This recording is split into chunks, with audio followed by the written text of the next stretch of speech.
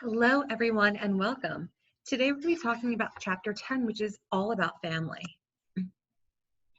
Our choice of a romantic or life partner doesn't depend solely on our attraction to someone, how well we get along with them, or our shared life goals.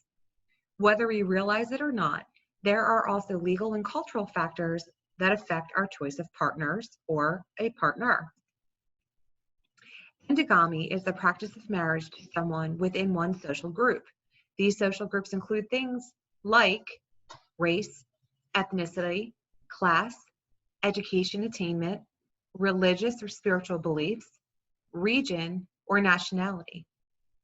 Exogamy is marriage to someone outside of one's social group.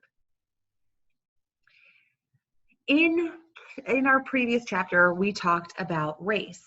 And one of the things that we talked about was miscegenation. Well, when we think about this as a term, remember that this is where people can get together outside of their race. That hasn't always been the case. It wasn't until 1967 that the Supreme Court's case looked at this case from Virginia called Loving versus Virginia and said that we need to end anti-miscegenation laws, or laws that said that interracial couples couldn't marry. The picture that you see here is of the Lovings. She is a Black woman and he is a Black man. And up until 1967, they could not get married. And they fought the state of Virginia, and ultimately the Supreme Court sided not only for them, but other people who wanted to get married, who were outside of one's social group of race. In societies that practice monogamy, which is where a person can partner with only one other, this is typically what we see, especially in our society today. But there's also those that practice polygamy, which allow people to have more than one sexual partner or spouse at a time. This can take the form of a woman having several husbands, called polyandry, or a man can take several wives, called polygyny. Polygyny is the most common type of polygamy. When we think about the family form, something for us to think about is that Bronislaw Malinowski and Talcott Parsons, from a brief historical perspective, they both argued that family is a functional necessity in a modern society because it fulfills society's need for productive workers and child rearers. The productive workers were typically men or fathers, and the child rearers were women or mothers. Malinowski and Parsons said that in order for this to happen, in order for our society to be able to produce in the way that it needs to produce from a functionalist perspective and be able to function at its best, that we need to have these productive workers and child rearers in order to not only keep generations moving forward, but also to promote incentives as far as having these people work for money, and that by working for money, they can then accumulate income and assets. We also need to talk too about the difference between a nuclear family and an extended family. A nuclear family or traditional family is a family consisting of a father and mother and their biological children, whereas an extended family refers to familial networks that extend beyond the nuclear family and may extend beyond the home. There's no real quote-unquote typical family in Western society today. Cohabitation, or living together in an intimate relationship without formal, legal, or religious sanctioning, has emerged as a socially acceptable arrangement. Multiple generations can live together.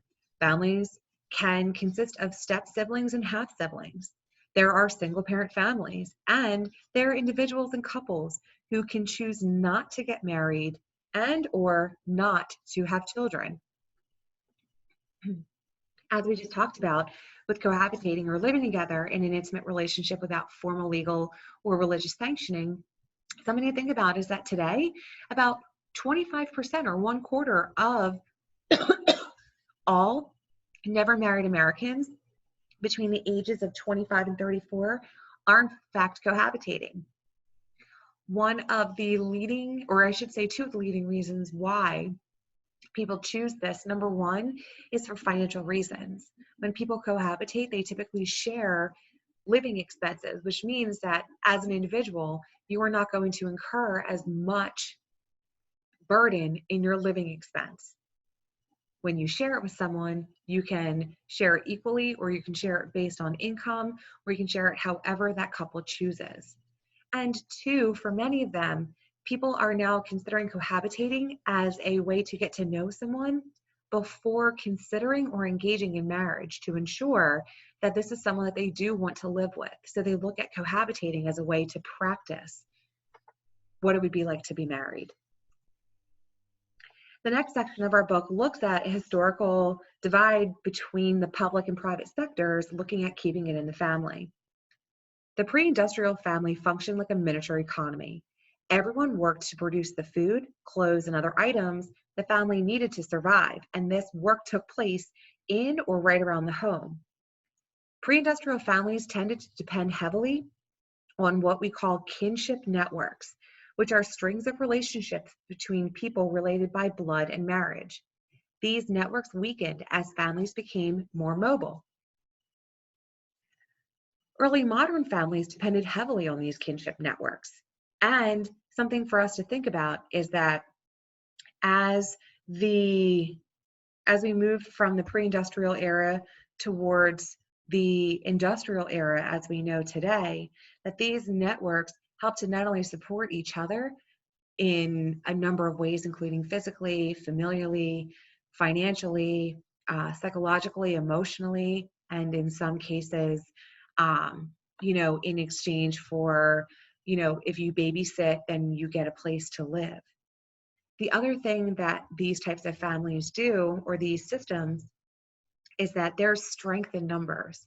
For many white Americans, having these types of kinship networks are something that we know about, but often we don't look at as heavily as we do the nuclear or traditional family or the immediate extended family, whereas many other cultures, and they do look at this in a much different way. The Industrial Revolution created a division between work and home, with men being associated with the public world of wage-earning work and women essentially placed to the private world of managing a household and raising children. This was called the cult of domesticity, for which they weren't paid. What we see here is not only an example of a nuclear or traditional family, which is where you see the mother and the father and their two biological sons, but this is also an example of the cult of domesticity, where she, the mother, would take care of all the things within the home, whereas the father, being that wage earner, he and part of the public sector, he would take care of things outside of the home. So when he came into that private sector or within the home, he didn't have to do anything. The traditional nuclear family is not a timeless and universal concept, but one that developed in response to conditions in a specific time and place, the post-World War II economic boom in the United States. The next section of the book is called Family and Work, a not so subtle revolution. Factors that have brought about significant changes in the organization of work and family life since the 1970s include increasing divorce rates, decreasing marriage and fertility rates, and the increased participation of women in the workforce. There have been numerous studies on the effects of children of having a mother who works, and the findings have varied enormously. A new way to approach the topic is to ask how having a working mother affects children within the same family differently. And what we see here is a statistic from the Bureau of Labor Stats from 2016 that looked at the number of women in the workforce. And something that we are seeing is that the peak actually occurred between 2005 and 2010. Around the 2008-2009, we had a boom, a crash. Leading up to 2008, there was a housing boom that occurred. So you had more people working. Well, once the housing market crashed, a lot of people lost their jobs. And as a result, many people either have not been able to return back into the workforce or have chosen to scale back on their debts and to scale back on how they spend and only have one person working. The other thing to think about too is that many single parent families that are headed by females typically struggle financially. With this in mind, many women who are part of these single parent households, they either have multiple jobs or in some cases are receiving assistance in order to help support them, which goes for people too who are living at or below the poverty line. That for many of them, they may not be able to get into the workforce because of the number of children that they have or because of other factors that might be influencing them or affecting them. Therefore, they're unable to work. However we look at it, when we look from 1970 to today, the number of women in the labor force is absolutely enormous, and it's typically between 58 and 60% of women in the United States are in the labor force in some respect. When we look at a feminist rethinking of the family, something for us to think about is that feminist theorists have shown how gender roles are learned in the family and how the family can be essentially a battleground for power over decisions about household chores, where to live, raising children, spending money, and so much more. Sometimes home is not a haven, and this is where we can experience different types of abuse. Abuse, neglect, and manipulation happen across all familial relationships. Sibling quote-unquote rivalry becomes physically aggressive. Husbands and wives with powerful tempers hit and control one another. Adult children plunder their elderly parents' life savings. When violence occurs within a couple, it's often called intimate partner violence, or IPV. More than 1/3 of women and 1/4 of men have been raped, physically attacked, and/or stalked by an intimate partner at some point in their lives. We also need to talk too about elder abuse. This is the relatively new field of study that involves physical, verbal, and financial abuse that's intentional or unintentional and is perpetrated against people, usually family members, who are at least 57 years of age. Estimates suggest elder abuse is not particularly widespread, but those numbers have unfortunately increased over the last 2 decades. We also have this thing called the Chore Wars, and this notion of the supermom, that supermom does it all. Supermom was a term that was coined in the 1980s, where women were not only in the labor force, but they were also engaging in the second shift, which we're going to talk about momentarily, and they were going to school. They could do it all. Even though many women who are married or live with a male partner work outside the home, they usually take on a disproportionate share of domestic duties called the second shift. The second shift is unpaid labor inside the home that is often expected of women after they get home from working at paid labor outside the home. This inequality plays out in terms of the time women spend on household tasks, the types of tasks they take on, and in the way the tasks or work are perceived. Women are more likely than men to think about divorce and to have very specific reasons for why they want divorce. Yet women may stay in an unhappy marriage longer than men because divorce often puts them in a more precarious financial position. Studies show that a more equal distribution between men and women of the responsibility for domestic chores makes for happier and more stable marriages. Now, let's look at the inequality and American families. African American women have taken a leading role in providing for their families. In the 1960s, some social scientists presented this as a negative, arguing that this is a strong role for women undercut the role of the father in Black families and ultimately led to a host of social problems. However, W.E.B. Du Bois argued that the high rate of female-headed families in the African American community was a result of racial oppression and poverty, not a cause of it. William Julius Wilson has shown that there is an outright shortage of employed, unincarcerated Black men with whom Black women could hope to form a stable family unit, thus leaving them with little choice in terms of taking responsibility for their families. African American communities tend to have expanded notions of kinship, which is perhaps rooted in the slave experience, in which biological families were often separated and people formed family bonds with non-blood relatives.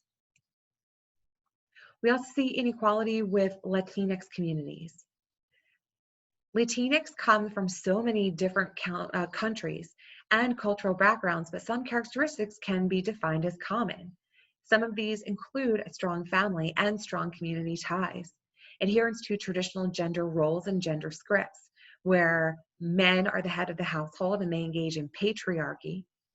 Men typically make more money and do more physical labor, whereas women tend to stay at home and are not engaging in as much physical labor as compared to their male counterparts and have a strong duty within the home. Many are devout Catholics. There's high marriage rates and low divorce rates. Single working mothers face many challenges, among them the attitude of welfare critics who think that they prefer being on welfare to working. Most women would prefer not to be on welfare, but the system is such that often they end up with less income and fewer benefits when they move from welfare to work. We also have this pecking order because inequality, it starts within the home. The size of a family and its resources can affect how parents relate to each of their children and can create inequalities among siblings. Birth order and quote unquote natural abilities also play a role, but the bottom line is that in the home, a status hierarchy often fosters inequality. Let's look at the future family. Divorce. This is a constant in our society, and debates will continue about its effects on children. The only certainty may be that high levels of parental conflict, whether between married or divorced parents, are not good for children. Families today, they come in many forms: blended families with step or half siblings, families headed by same-sex partners, interracial family, intergenerational families, interspiritual or interreligious families. Thus, perhaps the optimal description of the quote unquote ideal family is one that best serves the needs of all of its members. In the comment section below, for 1 point added to your grade, I would love to know from you, how do you define family? I hope you enjoyed today's lesson. As always, if you have any questions, comments, or concerns, feel free to reach out to me. I look forward to reading your comments about how you would define family in the comment section below. Remember to be kind to yourself and others, and to work smarter, not harder. Until next time, have a great one, y'all. Take care.